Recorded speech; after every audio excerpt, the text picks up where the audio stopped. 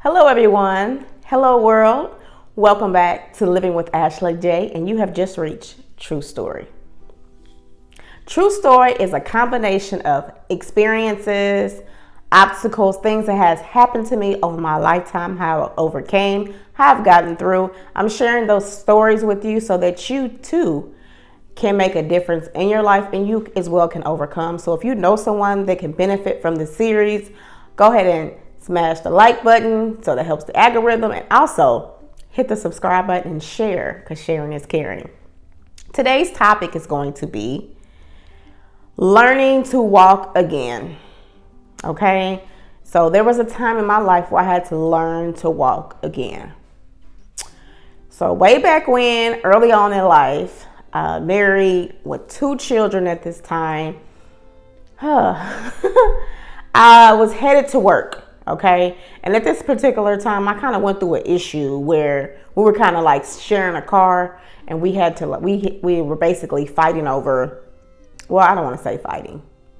We were having a creative conversation about if he's going to drop me off or if I'm going to drive alone. So I believe in following the Holy Spirit and knowing, just going with the flow in that direction.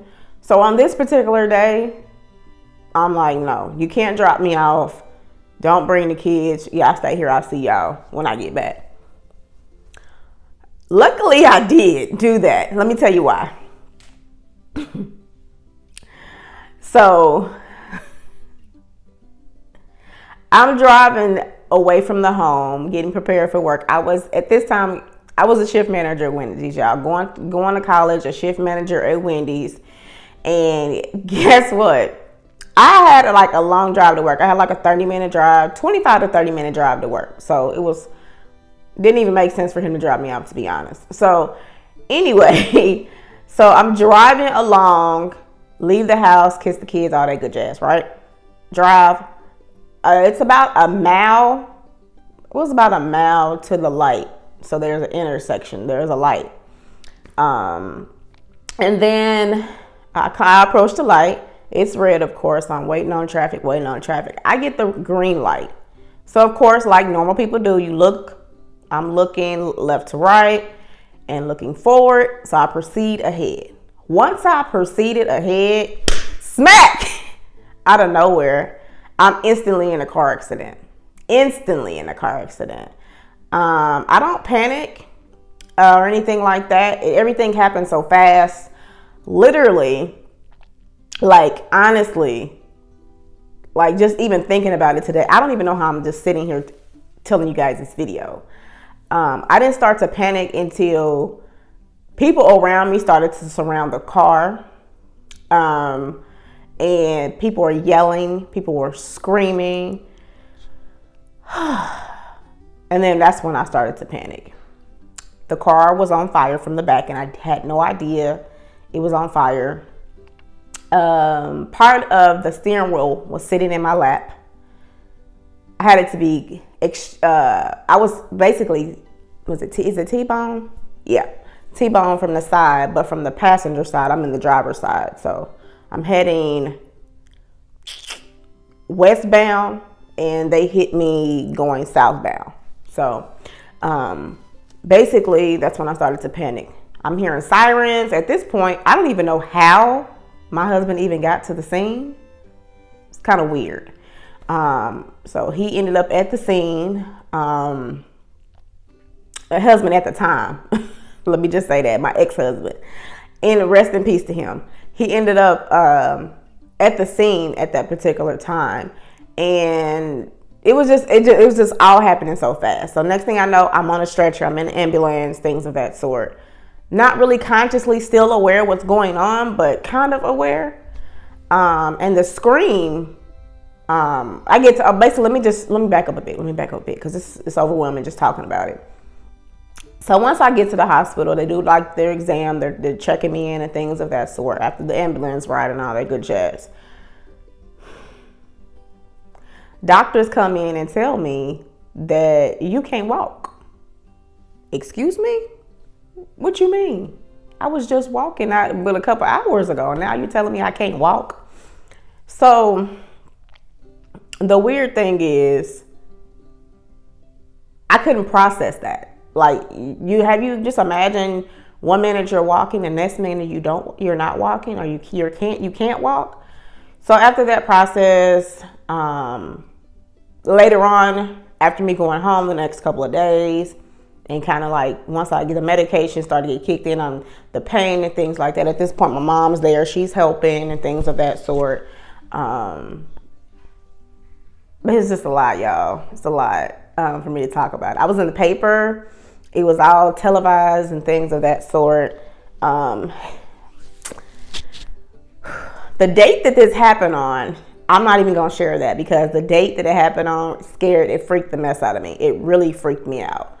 So this happened quite some time ago at this point. But I'm sharing all this to say with y'all, I went through a period of being at my lowest point as a mother, as a woman, as a child of God, someone trying to work and help take care of her family. I went through my lowest point of not being able to walk, not being able to fend for myself, my kids, things of that sort. I went through a period of seeing that this man that I made an honored and vowed to before God just decided that he wasn't even going to help me through the process of me having to walk again. So the physical therapy, the crutches, the braces, all the chiropractor visits, the annual massages and things like that I had to go through to be able to learn to walk again, guys. It was just traumatic. It was a very traumatic experience. However, through that process, that learning process, I had to figure out and apply that, because I believe just because you go through something in life, it might not necessarily be just for you. It might be for someone else in some form or fashion. It can be helpful. So I had to apply that to myself and say, you know what, Ashley?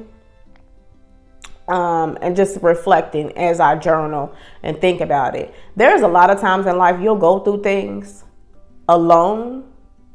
And sometimes dealing with whether it be stress, depression, a new job, trying to lose weight, juggle your finances, juggle being just a person in general, a human, juggle stuff on your job, juggle things and then stuff that you encounter with your family, those obstacles. It's many different things. And speeding up to today, trying to juggle your life, dealing with the expectations that people set for you or the expectations you set for yourself. Social media can have you in a rut sometime if you let it get you there. And it can be positive, but sometimes you just naturally come across sometimes some negative connotation on social media. So you have to be able to understand how to process that. So that's why I encourage journaling. But I'm saying all that to say that throughout me learning how to walk alone physically, I applied it to anything that I had going on, and it helped me learn to walk spiritually, but alone. Of course, with God's help, but sometimes you have to take that road and that hike by yourself. So, and you have to be willing to put in the work. All right. A wise person once told me, you're only going to reach as far as you're able to bend. So, and extend. So therefore, with that being said, you have to press on forward without somebody rooting for you. You have to press on forward without being recognized and getting that award. You have to press on forward knowing, having that hope, having that faith that things are going to get better. It's a process. It's going to take some time. So through me just being down and out, that was my down point. But does not necessarily mean I wasn't never going to get back up. It seemed so far-fetched at the time. And trust me, you'll go through those moments where it seemed like, oh my goodness, it's so far-fetched. I mean, something as simple as like, you waiting on payday. Oh my gosh, it seems like it's eternity. And it's like a couple days away or a week away or something like that.